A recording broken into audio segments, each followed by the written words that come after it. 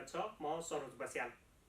आज हामीले देशमा पछिल्लो समय बढ्दै गएको कोरोना संक्रमण रोकथाम तथा नियन्त्रणमा अहम भूमिका निर्वाह गर्ने क्वारेन्टाइन व्यवस्थापन के कसरी भइरहेको छ त्यसको बारेमा जानकारी लिनेछौँ।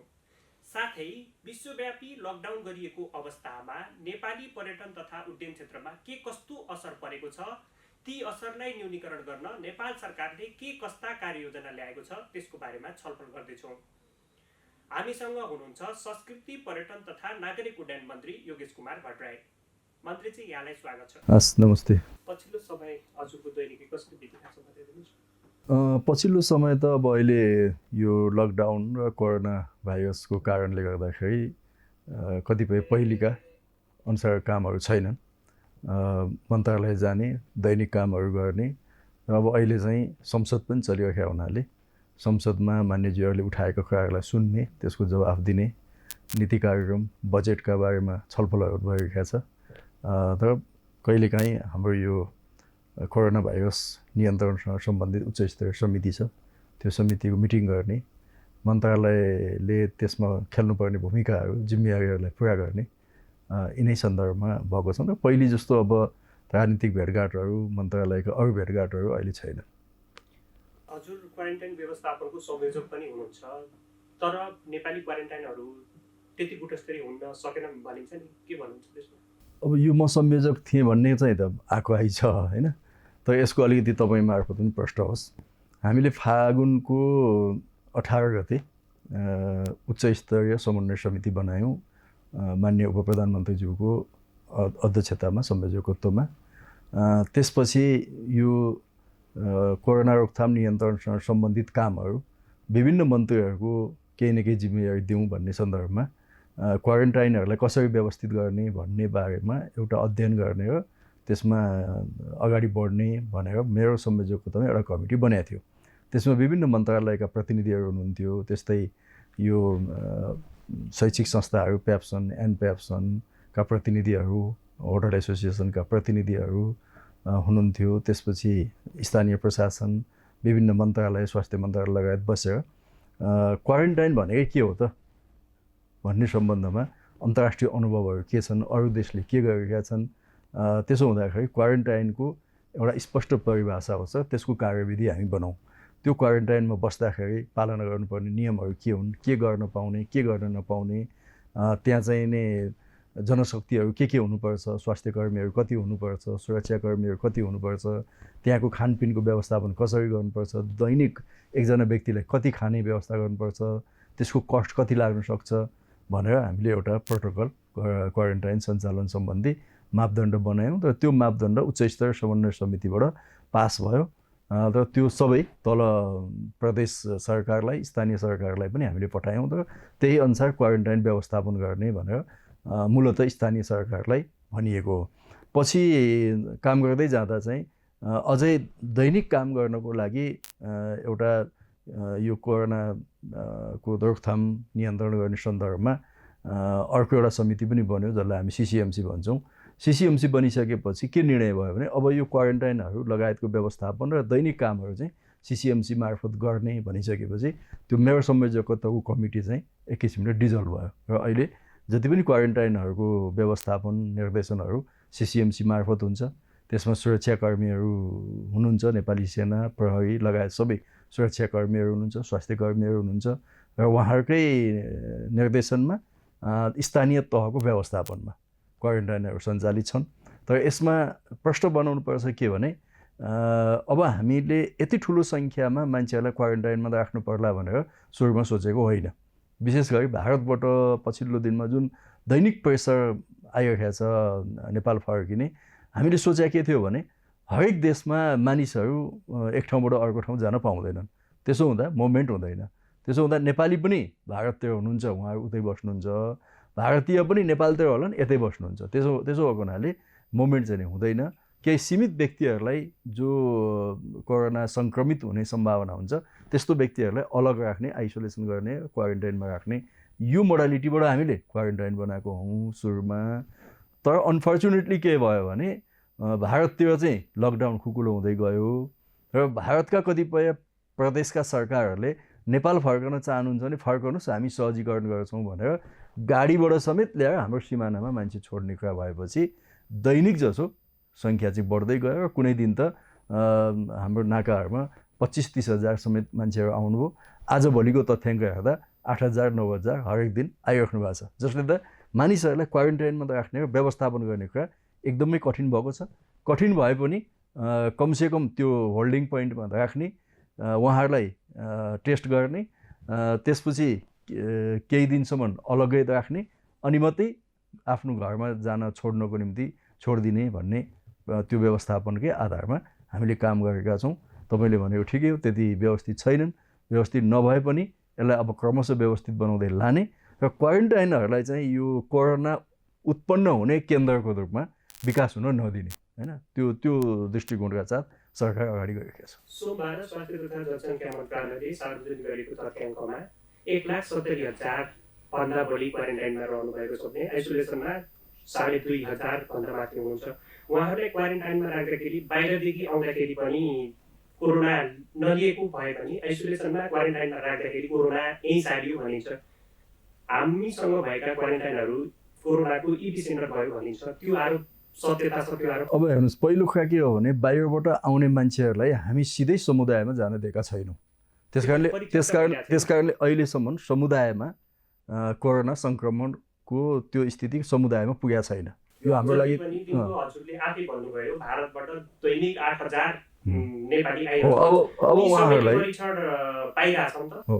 त्यसकारणले नै के हो भने हामीले दुईवटा प्रविधि सँगसँगै लगाएका छौँ। आरडिटी पनि छ, पिसिआर पनि छ। कतिपयले भनेका छन् आरडिटी नचलाऊ, होइन। अब त्यो आरडिटी चलाउने विश्व स्वास्थ्य सङ्गठनले आरडिटी नचलाऊ भनेको छैन, त्यो एकदम गलत सूचना हो। कुरा के हो भने आरडिटी, सुन्नु न, यहाँ म बताउँछु, आरडिटी चलाउने कि नचलाउने भन्ने कुराको निर्क्योल कुनै राजनीतिक निर्णयबाट हुँदैन, यो प्राविधिक र विशेषज्ञहरूको निर्णयबाट हुन्छ। आरडिटी हामी किन चलाउँछौँ भन्दा त्यसको अनुसन्धानको निम्ति चलाउँछौँ, होइन। त्यसले एउटा स्याम्पलिङ दिन्छ र त्यस आधारमा हामी कतिलाई पिसिआर गर्ने, कतिलाई आइसोलेसन गर्ने भनेर एउटा जनरल स्याम्पलिङ, जनरल डेटा कलेक्सनको निम्ति यो आरडिटी चलाइरहेका छौँ। जुन कुरा WHO ले पनि हुँदैन भनेको छैन, त्यही नै हो, त्यही मेथडमा हामी जान्छौँ। तर अर्कोतिर पिसिआर गर्ने क्षमता हामीसँग अहिले दैनिक रिजल्ट निकाल्ने क्षमता कति त भन्दा करिब 5,000 छ। अब हाम्रो स्वास्थ्य मन्त्रालयले के भनिरहेको छ भने असार 15सम्म पुग्दाखेरि चाहिँ हामी दैनिक 10,000 भन्दा माथि रिजल्ट निकाल्न सक्ने हुन्छौँ, किनभने हामी थप मेसिनहरू पनि ल्याउँदैछौँ, क्षमता बढाउँदैछौँ भन्नुभएको छ। अहिले हामीले 1 लाख भन्दा बढी मानिसहरूको पिसिआर गऱ्यौँ, होइन। पिसिआर गऱ्यौँ, प्रति 10 लाखमा कति छ त भनेर हेर्ने हो भने भारतको, बङ्गलादेशको, पाकिस्तानको भन्दा पनि हाम्रो टेस्ट चाहिँ ज्यादा छ, बढी छ। भुटानको हाम्रोभन्दा बढी छ जनसङ्ख्याको अनुपातको हिसाबले। अरू सबै दक्षिण एसियाली मुलुकभन्दा हामी अगाडि छौँ, टेस्टमा हामी पछाडि होइनौँ। तर के हो भने सिमाना खुल्ला हुनुको कारणले कतिपय देशले भोग्नु नपरेका थप समस्या हामीले भोग्यौँ। जस्तो बङ्गलादेशसँग सिमाना कहीँ खुल्ला छैन, ऊ आफ्नो नागरिकहरूलाई हेर्छ, पाकिस्तानले त्यही गर्छ। तर नेपाल र भारतको सिमाना खुल्ला भएको हुनाले के भयो त भन्दा मान्छेहरूको चाप चाहिँ बढ्यो। यो समस्या हाम्रो लागि दक्षिण एसियामा हाम्रो लागि मात्रै हो, होइन। भुटानसँग पनि क्लोजै गरेका छ। तर हामी जति भए पनि त नेपाली हुन्, उहाँहरू आउनुभएको छ भने चाहिँ उहाँहरूलाई दुःख सुख व्यवस्थापन गर्नुपर्छ भने जस्तो पक्कै पनि छैन। अहिलेको स्थिति नै एकदमै एउटा असामान्य परिस्थिति हो। हामीले भने जस्ता सुविधाहरू पुर्याउन सक्ने अवस्था छैन नै। तर पनि यो सङ्क्रमण चाहिँ समुदायमा नजाओस्, अरू व्यक्तिले चाहिँ आफ्नो परिवारमा नसारोस् र परिवारले चाहिँ अरू समुदायमा नसारोस् भन्ने कुरामा जुन सावधानी हामीले अपनाउने भनेका छौँ त्यो सावधानी अपनाइएको छ। तर यसलाई आउने दिनमा थप व्यवस्थित बनाउँदै गइन्छ। नेपालमा छाउगोठ निर्मूल भयो, गरिने प्रक्रियामा छ भनिन्छ, तर अहिलेका क्वारेन्टाइनहरू छाउगोठ भन्दा पनि विकराल अवस्थामा छन् भनेर सामाजिक सञ्जालमा चर्चा गरिरहेको छ। त्यसको बारेमा चाहिँ के भन्नु होला नि? केही ठाउँमा अलिकति सुविधा सम्पन्न छैनन् होला, केही ठाउँमा राम्रो पनि छन्। सबै ठाउँलाई एउटै नजरले हेर्नु भएन। जहाँ हेर्दाखेरि क्वारेन्टाइनमै रहेको व्यक्तिलाई सर्पले डसेको अवस्था छ भने अर्घाखाँचीमै पनि क्वारेन्टाइनमा दलितले पकाएको खाना खादिन भनेको अवस्था छ। यी के हुन्छ भन्दा एकाध घटना हुन् के, होइन। 1 लाख 1.5 लाख मान्छे क्वारेन्टाइनमा बसेको ठाउँमा एउटा दुईवटा घटना त काहीँ न काहीँ भइहाल्छ नि, होइन, मान्छे नै हुन्, मान्छे बसेको ठाउँमा लुटपाट पनि हुन्छ, मान्छे बसेको ठाउँमा चोरी डकैती हुन्छ, मान्छे बसेको ठाउँमा अनैतिक क्रियाकलाप पनि हुन्छ, होइन, मान्छेले गर्ने काम भयो ती। त्यसैले त्यस्ता कुरा केही न काहीँ भयो होला, तर त्यसलाई सम्पूर्णतामा हेर्नु हुँदैन। सम्पूर्णतामा हेर्दा हामी ठिकै ठाउँमा छौँ, अझै बेटर गर्ने कोसिस गर्छौँ। मान्छेहरूलाई, सङ्क्रमित मान्छेहरूलाई गाउँमा नपुगुन्, उनीहरू आफ्नो घरमा नमिसिउन् भन्नका निम्ति तपाईँको चाहिँ नि एउटा सचेतनता अभियान पनि चलाएकै छौँ। रेडियोबाट, टेलिभिजनबाट, अनलाइनहरूबाट घरका मान्छेहरू पनि सचेत छन्। तपाईँ आफै पनि कुनै आफ्नो घरमा जानुभयो भने घरका अभिभावकले के भन्छन् भने 14-15 दिन उता गोठमा बसेर आइजाए भन्छन् हामीलाई नै। भनेपछि मान्छेहरू सचेत भइरहेका छन्, होइन। आखिर दुनियाँमा यसको जब भ्याक्सिन छैन, यसको कुनै औषधि छैन भने सामाजिक व्यवहारले नै यसलाई नियन्त्रण गर्ने हो नि त। त्यो ठाउँमा त दुनियाँ संसार त्यसैमा छ भने चाहिँ सामाजिक व्यवहार भनेपछि तपाईँहरूमा अलिकति डिस्टेन्समा बस्नु पऱ्यो, मास्क प्रयोग गर्नु पऱ्यो, अथवा चाहिँ पटक हातमुख चाहिँ धुनु पऱ्यो, सरसफाइ गर्नु पऱ्यो, होइन। अलिकति पौष्टिक आहार चाहिँ खानु पऱ्यो, जसले त इम्युनिटी पावर चाहिँ बढाउँछ। यही नै हो, होइन। योभन्दा अर्को विकल्प त दुनियाँमा कहीँ पनि छैन। नेपालले पनि प्रयोग गरेको यही हो। तपाईँले WHO को जुन कुरा गर्नुभयो, WHO ले अहिले पनि हामी जस्ता मुलुकहरूको सन्दर्भमा के भन्छ भने नेपालले यो रोकथाम र नियन्त्रणको निम्ति जुन नीतिहरू र जुन कार्यनीतिहरू चाहिँ अवलम्बन गरिरहेको छ तुलनात्मक हिसाबले ठिक छ, यसलाई अझै स्ट्रेन्थेन गर भन्छ WHO ले। हाम्रो कामप्रति WHO असन्तुष्ट छैन। तर कतिपय अब हो आफ्नै छोराछोरीहरू क्वारेन्टाइनमा बसेर अलिकति दुःख पाइरहेका छन्, अभिभावकहरूलाई चित्त दुख्छ, हाम्रै नागरिक हुन्, त्यस्तो नभएको भयो हुन्थ्यो भन्ने हुन्छ, चित्त दुख्छ। कतिपय ल एन्ड अर्डर मेन्टेन गर्दैनन्, जस्तो नरेनापुरमा ल एन्ड अर्डर मेन्टेन गर्न लोकल मान्छेहरूले नै अवरोध गर्यो नि, जसले त त्यो चाहिँ सङ्क्रमण ज्यादा फैल्यो। नत्र त्यहाँ सुरुमै क्वारेन्टाइनमा बसेको भएदेखि, सरकारले बनाएको प्रोटोकल फलो गरेको भएदेखि सङ्क्रमित बिरामीहरूलाई अस्पतालमा ल्याउनको निम्ति एम्बुलेन्स र सुरक्षाकर्मी जाँदा एम्बुलेन्स र सुरक्षाकर्मीको गाडीमा ढुङ्गामुढा भयो, हामी जाँदैनौँ अस्पतालमा। त्यसपछि के गर्ने त भन्दा नरेनापुरलाई नै घेराबन्दी गर्ने। अहिले हामी त्यही मोडलमा छौँ। नेपालमै त उदयपुरको भुल्के मोडल बनाइयो नि त हामीले बनाएको होइन त्यो, होइन। हामीले नेपालगञ्जको मुस्लिम बस्तीलाई चाहिँ सम्पूर्ण सिल गरेर अहिले अब नेपालगञ्जको मुस्लिम बस्ती पूर्णतः सुरक्षित छ कोरोनाबाट। चाहे तपाईँ जनकपुर के भन्छ वीरगञ्जको बस्ती भन्नुहोस्, आखिर यी मोडल त हामीले बनाएका थियौँ नि नेपालमै। भुल्के मोडल बनाएको थियौँ, नेपालगञ्ज मोडल बनाएको थियौँ, वीरगञ्ज मोडल बनाएको थियौँ। तर पछिल्लो कालमा ज्यादा सिमानाबाट चाहिँ नै आउनेहरूको सङ्ख्या बढेको हुनाले हाम्रो म्यानेजमेन्ट अलिकति हामीलाई चुनौती थपिएको। ती चुनौतीहरूलाई सामना गर्दै व्यवस्थित गर्दै अगाडि जानुको विकल्प छैन। तपाईँले भनेका कमेन्टहरू पनि सच्याउँदै गइन्छ। पछिल्लो समय क्वारेन्टाइनहरूको सङ्ख्या थपिएको छ, तर गुणस्तर मेन्टेन चाहिँ नगरेको अवस्था छ। अहिलेसम्म बनेका क्वारेन्टाइनहरू कति प्रतिशत चाहिँ WHO को मापदण्डभित्र रहेका छ? अब यसमा म ठ्याक्कै तथ्याङ्कमा तपाईँलाई बताउन सक्दिनँ कति % छन् अथवा छैनन्, होइन।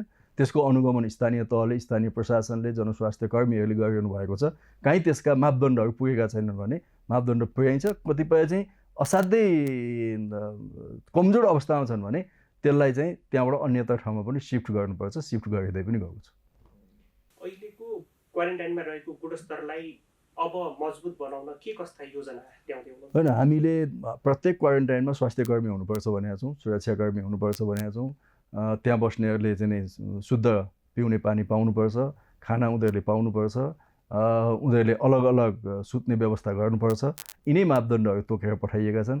अब हामीसँग कतिपय देशहरूमा आफ्नो आफ्नो अभ्यास छ नि, जस्तो कतिपय देशहरूले क्वारेन्टाइन चाहिँ होटलहरूलाई क्वारेन्टाइनको रूपमा युज गरे। अब हाम्रोमा होटलहरूलाई क्वारेन्टाइनमा युज गरौँ, मान्छेहरूले आफ्नो पैसाले बस्नुहोस् पनि भन्न सकिन्थ्यो। अहिलेसम्म हामीले त्यो भनेका छैनौँ। तर कतिपय विकसित देशहरूले नै मानिसहरूलाई के भन्छन् भने बाहिरबाट आउनेलाई तपाईँ आफ्नो खर्चमा क्वारेन्टाइन बस्नुहोस् है होटलमा, यी होटलहरू हुन्, यी होटलमा बस्नुहोस् भनिदिएको छ। विशेष गरी भारतबाट आउने अधिकांश श्रमिक वर्गको भएको हुनाले हामीले उहाँहरूलाई त्यो बाध्य बनाउन सकेनौँ। तर अब यता तेस्रो मुलुकबाट आउने जो भोलि प्लेनबाट आउलान्, अलिकति सम्पन्न मान्छेहरू आउलान्, अलिकति कमाएको मान्छेहरू आउलान्, उनीहरूले चाहिँ नि यहाँ तोकिएका होटलमा क्वारेन्टाइनमा बस्नुपर्छ। त्यसो भने अब यसरी नै सुधार गर्दै जाने हो। विदेशबाट पछिल्लो समय सरकारले चार्टर उडान गरेर ल्याइरहेको नेपाली नागरिकहरूलाई होल्डिङ सेन्टरमा राखिरहेको अवस्था छ, त्यहाँ चाहिँ कसरी व्यवस्थापन गरिदिएको छ उहाँहरूले? होल्डिङ सेन्टर भनेको केही समय बिताउने हो त्यहाँ, होइन। त्यसपछि प्रदेशका सवारी साधनहरूमा उहाँहरू आफ्नो प्रदेशमा जानुहुन्छ, त्यो प्रदेशले बनाएका क्वारेन्टाइनहरूमा उहाँ बस्नुहुन्छ। भारतबाट आएका नेपाली नागरिकहरूलाई चाहिँ सामान्य आरडिटी परीक्षण पनि गरिएको छैन। तेस्रो मुलुकबाट आएका नेपालीलाई चाहिँ होल्डिङ सेन्टरमा राखिएको छ, त्यहाँबाट परीक्षण हुन्छ र परीक्षण नभए पनि सेनाको मातहतमा निश्चित स्थानीय तहसम्म पुर्याइन्छ। के नेपाली नागरिक पनि भारत जाने छुट्याएर तेस्रो मुलुकबाट आउने छैन? त्यस्तो छैन, कुनै व्यवहारमा फरक हुँदैन। अब परिस्थिति बस तपाईँको काठमाडौँमा झर्नेहरूको एउटा खालको परिस्थिति होला, सिमानाबाट तल नाकाबाट आउनेहरूको अर्को परिस्थिति होला, तर सरकारको नजरबाट कोही पनि नागरिकहरू माथिल्लो र तल्लो भनेर छुट्याइँदैन। समान व्यवहार गरिन्छ, समान ढङ्गले नै आरडिटी टेस्ट गरिन्छ, समान ढङ्गले पिसिआर टेस्ट गरिन्छ। उहाँहरूलाई राज्यको तर्फबाट दिने सुविधा जे हो त्यो सुविधा समान हिसाबले पाउनुहुन्छ। अब अलिकति प्रसङ्ग बदलौँ। विश्वव्यापी लकडाउन गरिएको अवस्थामा नेपाली पर्यटन क्षेत्र पनि एकदम क्षति पुगेको अवस्था छ। त्यसमा परेका असरहरूलाई न्यूनीकरण गर्नको लागि पर्यटन मन्त्री भएको हिसाबले के कस्ता कार्ययोजना ल्याउनु भएको छ त्यसको बारेमा? यसपल्टको नीति र बजेट कार्यक्रममै हामीले पर्यटन क्षेत्रको पुनर्स्थापना सम्बन्धी केही प्याकेजहरू ल्याएका छौँ। जस्तो अब अहिले अधिकांश पर्यटन क्षेत्र बन्द छ, होटलहरू बन्द छन्, एयरलाइन्स बन्द छ, ट्रेकिङ, ट्राभल, माउन्टेनरिङ सबै बन्द छ। त्यसको निम्ति एउटा त अब सरकारले 50 अरबको एउटा पुनर्स्थापना कोष बनाएको छ। त्यो कोषबाट कुनै पनि व्यवसायीहरूले आफ्नो व्यवसाय सञ्चालन गर्नको निम्ति अथवा आफ्ना श्रमिक र कर्मचारीहरूलाई तलब दिनको निम्ति 5% ब्याज दरमा पैसा लिन सक्नुहुन्छ। त्यसको कार्यविधि छिटै बन्छ र त्यो कार्यान्वयन हुन्छ। अर्को हामीले 1 खर्बको पुनर्कर्जा कोष बनाएका छौँ। त्यसबाट पनि 5% ब्याजमा भोलि व्यवसाय सञ्चालन गर्नको निम्ति उहाँहरूले लिन सक्नुहुन्छ।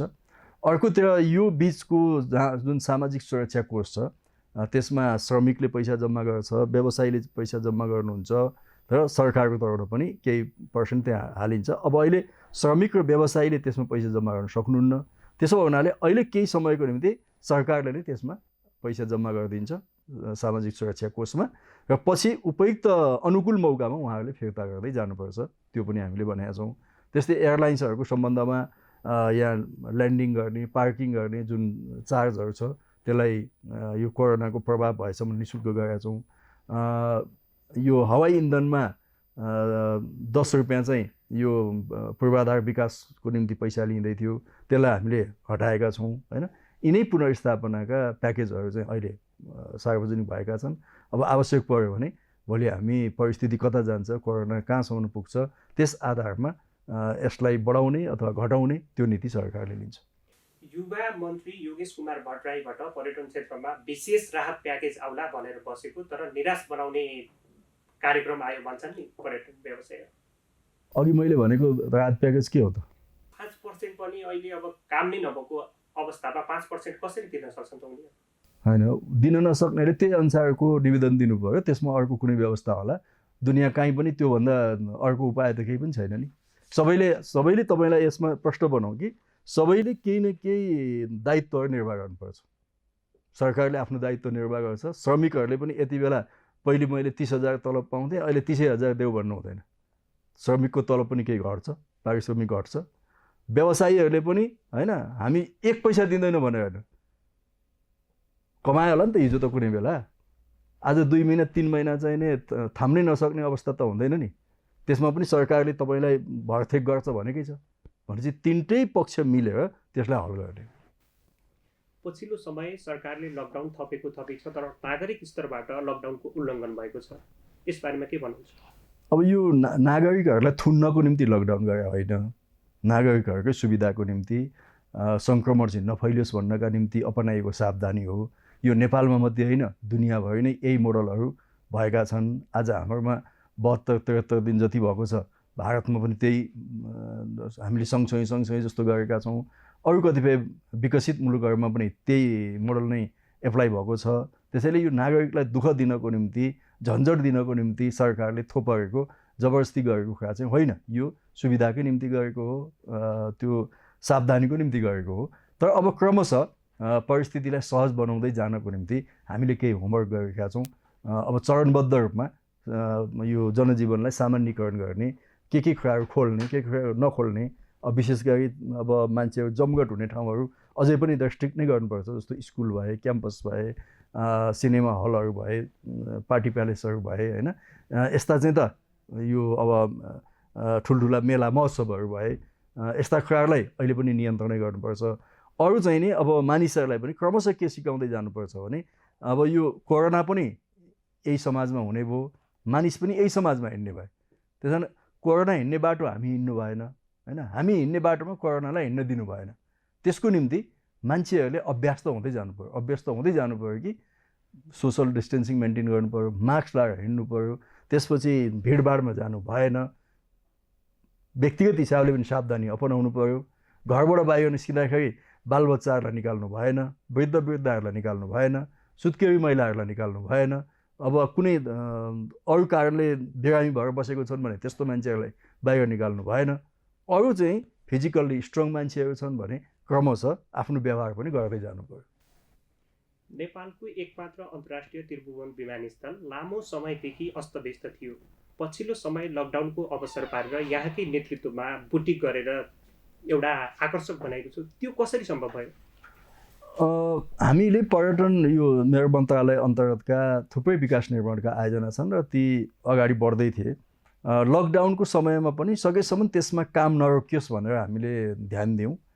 जस्तो त्रिभुवन विमानस्थलको काम भइ नै राखेको छ, अहिले पनि भइ नै राखेको छ।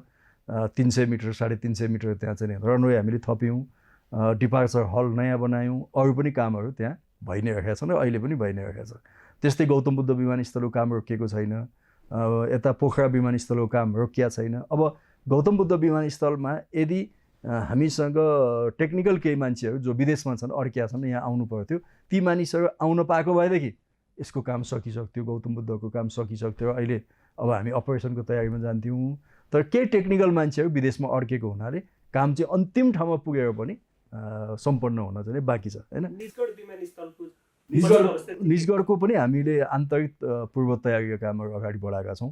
बस्ती विस्थापनको कुराहरू, रुख गणनाका कुराहरू छन्, ती कुराहरूलाई हामीले अगाडि बढाएका छौँ। कहिलेदेखि निजगढ विमानस्थलको विकास निर्माणको काम चाहिँ हामी सुरु गर्न सक्छौँ?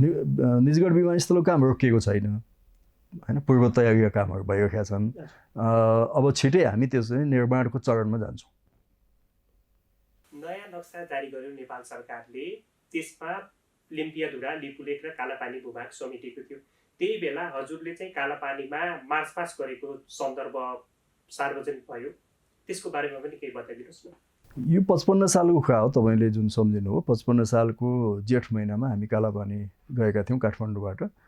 कालापानी, लिम्पियाधुरा, लिपुलेख, त्यहाँको गुन्जी, कुटी, नाभी यी सबै ठाउँ नेपालका हुन्। सुगौली सन्धि 1816 को सुगौली सन्धिबाटै नेपालको सिमाना चाहिँ पश्चिममा कहाँ हो त भन्दा काली नदी हो। त्यो काली नदीको मुहान कहाँ हो त भन्दा लिम्पियाधुरा हो।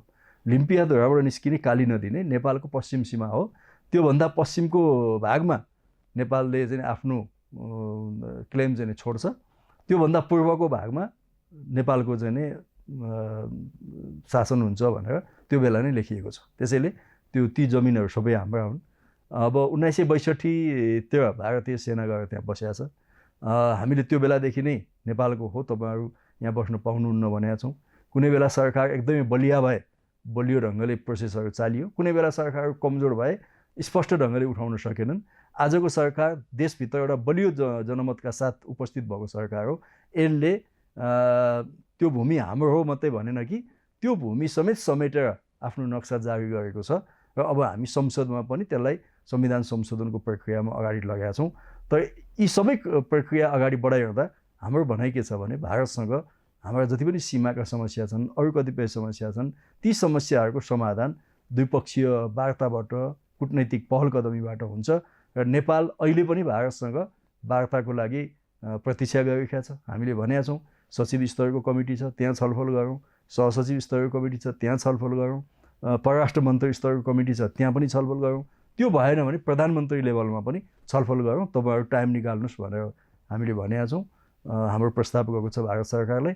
उहाँहरूले अब अहिले कोरोनाको कारणले अहिले तत्काल सम्भव छैन भन्नुभएको छ। अब छिटै हाम्रो बिचमा संवाद होला।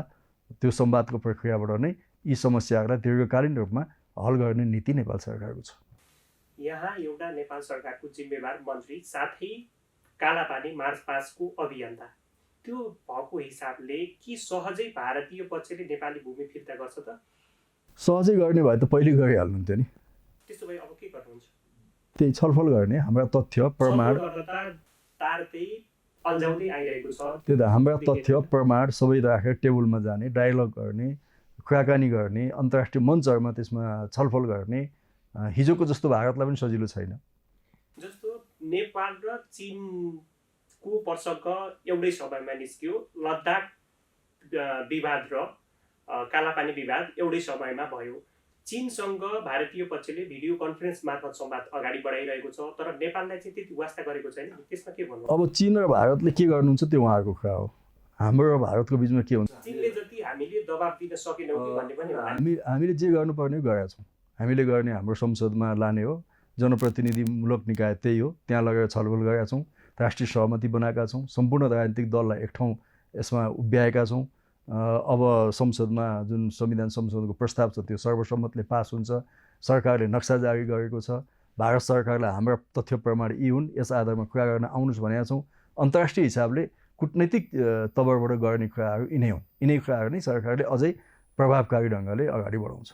त्यसो भए नेपाली भूमि फिर्ता हुन्छ भनेमा यहाँ चाहिँ ढुक्काउनुहुन्छ? नभए त हुँदैन नि, त्यो हाम्रो हो। उहाँहरूको जमिन, उहाँ भारतको जमिनलाई हामीले क्लेम गर्दैनौँ, हाम्रो जमिनलाई पनि उहाँहरूले क्लेम गर्नु हुँदैन। एमसिसी बारेमा यहाँको धारणा चाहिँ के छ? यो अमेरिकन सहयोग हो, यो होइन, अमेरिकन सहयोग हो। के कुरामा काम गर्ने भन्दाखेरि प्रसारण लाइनमा काम गर्ने, सडकमा काम गर्ने, ऊर्जा क्षेत्रमा काम गर्ने, यिनै परियोजनाका निम्ति $500 मिलियन चाहिँ अमेरिकाले हामीले सहयोग गरेको छ। त्यसमा नेपालले पनि केही पैसा राख्छ, करिब 55 अरब जति अमेरिकन सहयोग हुन्छ, 13 अरब जति हाम्रो चाहिँ पैसा हुन्छ। त्यसले संयुक्त रूपमा केही प्रोजेक्टहरू चलाउने भनेका छौँ। त्यसका निम्ति अमेरिकन सरकार र नेपाल सरकारको बिचमा साइन पनि भएको छ, एग्रिमेन्ट पनि भएको छ। अब त्यो अमेरिकन सिनेटले, कङ्ग्रेसले त्यसलाई अनुमोदन गरेको सिलसिलामा नेपालको संसदबाट पनि अनुमोदन हुनुपर्छ। त्यसको निम्ति सरकारले संसदमा अनुमोदनका निम्ति प्रस्ताव लगाएको छ। अब म सरकारको मन्त्रीको हिसाबले त्यो अनुमोदन हुन्छ भन्छु, त्यो अनुमोदन गर्नुपर्छ, अनुमोदन हुन्छ। अब त्यसमा पार्टीको हिसाबले अब हाम्रो पार्टीभित्र पनि त्यो छलफल भएको छ। एउटा कार्यदल बनेर त्यसले रिपोर्ट पनि दिएको छ, त्यसलाई केही सुधार्नुपर्छ भनेको छ। अब यो सुधार्ने कुरा पनि अगाडि बढाउँदै, होइन, सुधार्नुपर्ने कुराहरू केही छन्, त्यसमा हिजो सम्झौता गर्दाका बखत केही कमजोरी भएका छन् भने त्यसलाई दुवै देश बसेर फेरि सच्याउनु पऱ्यो, सुधार्नु पऱ्यो र सुधार्दै त्यसलाई अधिकतम रूपमा नेपालको हितमा प्रयोग गर्ने कुरा नै अहिलेको निम्ति सबभन्दा उपयुक्त हुन्छ। नेकपाभित्र एमसिसीलाई लिएर पछिल्लो समय जुन घटनाक्रम विकास भइरहेछ त्यसमा चाहिँ दुई किता उभिएको छ। एक थरी पक्षले चाहिँ एमसिसी पारित गर्नुपर्छ भन्ने, एक पक्षले चाहिँ एमसिसी खारेज गर्नुपर्छ भन्ने। त्यसभित्र पार्टीमा व्यापक छलफल हुन नसकेको हो कि एमसिसी खारेज गराउन? यो विषयमा पार्टीभित्र पनि छलफल भएर नै कार्यदल बन्यो हो नि। वरिष्ठ नेता झलनाथ खनालको नेतृत्वमा कार्यदल बन्यो, परराष्ट्र मन्त्री हुनुहुन्थ्यो। सार्वजनिक भएर छलफल भइसकेको छैन, सार्वजनिक भइसकेको होइन, उहाँहरूले प्रतिवेदन अध्यक्षहरूलाई बुझाउनु भएको छ। पार्टीको केन्द्रीय सचिवालयको तहमा यो छलफल भइरहेको छ। केन्द्रीय सचिवालयमा विज्ञहरूलाई समेत बोलाएर छलफल गरिनु भएको छ। यसमा सहमति राख्ने, असहमति राख्ने नेताहरूलाई पनि बोलाएर थप छलफलको प्रक्रिया अगाडि बढाएको छ। हामी पार्टीभित्र यस विषयमा एकमत धारणाका साथ संसदमा जान्छौँ। त्यसको निम्ति पार्टी नेतृत्वले, अध्यक्षले, प्रधानमन्त्रीले आवश्यक समन्वय गरिनु भएको छ। आजै पनि एमसिसीको बारेमा छलफल गर्नलाई सचिवालय बैठक बस्दैछ। सचिवालय बैठक बसिसकेपछि एमसिसी सम्बन्धी माहौल परिवर्तन होला या त्यस्तै किसिमले अगाडि बढ्ला। यति हुँदाहुँदै पनि एमसिसी इन्डो पेसिफिक रणनीति हो या होइन? अब त्यो मैले कसरी भन्ने हो? त्यो सम्झौतामा त इन्डो पेसिफिक भनिएको छैन। इन्डो पेसिफिक अलगै कुरा हो, होइन, एमसिसी अलगै कुरा हो। इन्डो पेसिफिक भनेपछि यो एसिया पेसिफिक क्षेत्रका मुलुकहरूसँग जोडिएको विषय हो। एमसिसी भनेपछि उहाँ ल्याटिन अमेरिकादेखि एसियासम्मका, अफ्रिकादेखि उहाँ एसियासम्मका मुलुकहरू यसमा सामेल छन्। त्यसैले यसलाई एकै ठाउँ जोड्नुपर्ने आवश्यकता छैन। हामी बडा प्रष्ट हो कि नेकपा चाहिँ कुनै पनि अन्तर्राष्ट्रिय सैन्य गठबन्धनमा सामेल हुँदैन। हाम्रो त्यो स्पष्ट नीति हो। अरू कतिपय अन्तर्राष्ट्रिय मञ्चमा हामी छौँ, होइन, संयुक्त राष्ट्रसङ्घमा छौँ, हामी चाहिँ यो सार्कमा छौँ, हामी चाहिँ एसियाका कतिपय फोरमहरूमा छौँ। तर हामी असंलग्न हाम्रो परराष्ट्र नीति, पञ्चशीलको सिद्धान्तको परराष्ट्र नीतिको आधारमा हामी कुनै पनि मुलुकको ले बनाएको सैन्य गठबन्धनमा हुँदैनौँ। हिजो शीतयुद्धकालीन अवस्थामा त हामी त्यो नीति बनाउँदै आएका थियौँ, होइन। जति बेला दुनियाँका ठुला राजनीतिक शक्तिहरूको बिचमा ध्रुवीकरण थियो त्यो बेलादेखि नै हाम्रो यो नीति छ। आज पनि हामी त्यो नीति नै कायम राख्छौँ। हाम्रा छिमेकीहरूसँग निकट छिमेकीहरूसँग समान हैसियत र समान दूरीको सम्बन्ध राख्छौँ। चीनसँग, भारतसँग उहाँहरूको विकास, उहाँहरूको समृद्धि, उहाँहरूको चाहिँ नि प्रविधिको विकासका कुराबाट हामी फाइदा लिन्छौँ। सिप हस्तान्तरण गर्ने, प्रविधि हस्तान्तरण गर्ने कुरामा हामी त्यो ढङ्गले अगाडि बढ्छौँ। तर कुनै पनि सैन्य गठबन्धनमा नेपाल सामेल हुँदैन। नेकपाको धारणा त्यही हो, नेपालको पनि धारणा त्यही हो। अमेरिकी सरकारले नेपालमा सञ्चालन गरेको युएसएआइडी, युएनडिपी जस्तै एमसिसी पनि एउटा कार्यक्रम हो भनिन्छ। तर अहिले एमसिसी पछिल्लो समय यति गिजुलियो र यो चाहिँ वास्तविकता के हो जनताले थाहा नै नपाएको अवस्था छ। यसमा चिनिया पक्षको दबाब छ भन्छ नि, त्यसमा चाहिँ के भन्नुहुन्छ? हेर्नुहोस्, हामी कुनै पनि नीति लिन स्वतन्त्र छौँ। चीनको दबाब अथवा भारतको दबाब अथवा कुनैको दबाबबाट हाम्रो नीतिहरू बन्दैनन् हैन। अन्तर्राष्ट्रिय एजेन्डाहरू, अन्तर्राष्ट्रिय मुद्दाहरू, अन्तर्राष्ट्रिय परिस्थिति हामी हेर्छौँ नै। नेपालले के गर्दा हित हुन्छ भन्ने कुरा कमसेकम आजको आधुनिक नेपालमा र यो आधुनिक नेपालको नेतृत्व गरेको नेतृत्व समुदायमा, वर्गमा त्यो कुरा भलिभाँति थाहा छ हाम्रो हित केमा हुन्छ। त्यसमा पनि नेकपा जस्तो पार्टी र त्यसको प्रधानमन्त्रीले देश चलाएको पार्टी यो अवस्थामा नेकपा कसरी यहाँसम्म आयो, कस्ता मुद्दाहरू उठाउँदै आयो? नेकपा पनि समग्रमा पार्टी नै चाइनाप्रति ढल्केको छ भन्ने मनोविज्ञान छ नि। त्यो केहीले भन्छन्, खास गरी हाम्रो चाहिँ यो भारतीय मिडियाहरूले अलिक ज्यादा त्यस्ता कुराहरू भन्छन्। जति बेला कालापानीको कुरा हामी बोल्छौँ उनीहरूले हामीलाई चाइनिज एजेन्ट भन्छन् हैन। पाकिस्तानी एजेन्ट पनि भन्थे हाम्रा कुनै प्रधानमन्त्रीलाई। यो भारतीय केही अलिक तल्लो स्तरका मिडियाहरूको कुराहरू हो, त्यसलाई पत्याएर हेर्नुपर्ने आवश्यकता छैन। नेकपा भनेको नेपाल कम्युनिस्ट पार्टी हो, नेपालको हो हैन। हामी नेपालभित्र के नीति लिने हामी निर्धारण गर्छौँ। चीनसँग, चिनिया कम्युनिस्ट पार्टीसँग हाम्रो भाइचारा सम्बन्ध छ। चीनसँग हाम्रो मित्रताको सम्बन्ध छ, भारतसँग हाम्रो मित्रताको सम्बन्ध छ, अमेरिकासँग, बेलायतसँग, सबै मुलुकसँग मित्रताको सम्बन्ध छ। अन्तर्राष्ट्रिय रूपमा नेपालको कोही पनि दुश्मन छैन, सबै मित्रहरू मात्रै हुनुहुन्छ। हामी त्यसरी नै अन्तर्राष्ट्रिय सम्बन्धमा आफूलाई अगाडि बढाउँदै लान्छौँ। एमसिसी सम्झौतालाई हेर्दाखेरि यही असार 16 देखि एमसिसी कार्यान्वयनमा जानुपर्नेछ, तर अहिले संसदबाट पारित हुन सकिरहेको अवस्था छैन। यदि एमसिसी असफल नै भयो भने नेपालमा राजनीतिक एवं अन्य के कस्तो असरहरू पर्न सक्छ? अब हामी पहिलो कुरा त एमसिसीलाई संसदबाट सबै राजनीतिक दलको सहमतिका आधारमा पारित गर्ने हाम्रो नीति हो। सरकारको नीति त्यही हो। त्यो नीतिमा नै हामी अगाडि बढिरहेका छौँ। कोसिस हाम्रो त्यही हुन्छ। स्वयं आफ्नै पार्टीभित्र, हाम्रै पार्टीभित्र त्यसमा एउटा सहमति निर्माण गर्ने र अरू राजनीतिक दलहरूको बिचमा पनि सहमति निर्माण गरेर संसदबाट पारित गर्ने अहिले हाम्रो त्यही नै सोचाइ हो। त्योभन्दा परिस्थिति अलग्गै गएछ भने, परिस्थिति अन्यत्र मोडिएछ भने त्यो बेला हामी सोचौँला। अन्त्यमा कोरोना भाइरसको आक्रान्तबाट गुज्रिरहेका नेपाली जनतालाई के भन्न चाहनुहुन्छ? यो एकदमै कठिन समयमा छौँ अहिले हामी हैन। विश्व नै कठिन समयमा छ र नेपाल पनि कठिन समयमा छ। तर पछिल्ला केही दिनमा हाम्रो सङ्क्रमणको दर चाहिँ एकदमै बढिरहेको छ। हाम्रो ग्राफ चाहिँ एकदम उकालो लागेको छ। त्यसैले अर्को 1-2 महिना कमसेकम पनि हामी धेरै नै सचेत हुनुपर्नेछ। अर्को 3 महिना जति हामीले यसमा नियन्त्रण र रोकथाममा सफलता हासिल गऱ्यौँ भने त्यसपछि हामीले पूर्ण रूपमा सफलता प्राप्त गर्छौँ। त्यसैले यो 2-3 महिना अझै पनि कष्टकर हुन्छ। अझै हामीले अनुशासनमा बस्नुपर्ने हुन्छ, सरकारका आदेशहरू पालना गर्नुपर्ने हुन्छ, स्वयं आफूलाई नियन्त्रणमा राख्नुपर्ने हुन्छ। यस कुरामा आम नेपाली नागरिकहरूले जसरी आज लकडाउनको 74-75 दिनसम्म पनि संयमता अपनाउनु भएको छ, सबै राजनीतिक दलहरूले जुन सहयोग र संयमता अपनाउनु भएको छ, हाम्रा स्वास्थ्यकर्मीहरू, सुरक्षाकर्मीहरू, स्वयंसेवकहरू जसरी चाहिँ एउटा युद्ध स्तरमा आफ्नो जीवनको प्रवाह नगरिकन खट्नु भएको छ, उहाँहरू सबैलाई म धन्यवाद भन्न चाहन्छु। र यो धैर्यता, यो क्रियाशीलता, यो लगनशीलता र जनस्तरको संयमतालाई आगामी दिनमा पनि कायम राख्दै अगाडि बढौँ। हामी 3 महिना अर्को 3 महिना पछाडि एउटा अलिकति सकारात्मक ठाउँमा जान सक्छौँ। समय र सम्वादको लागि धेरै धेरै धन्यवाद।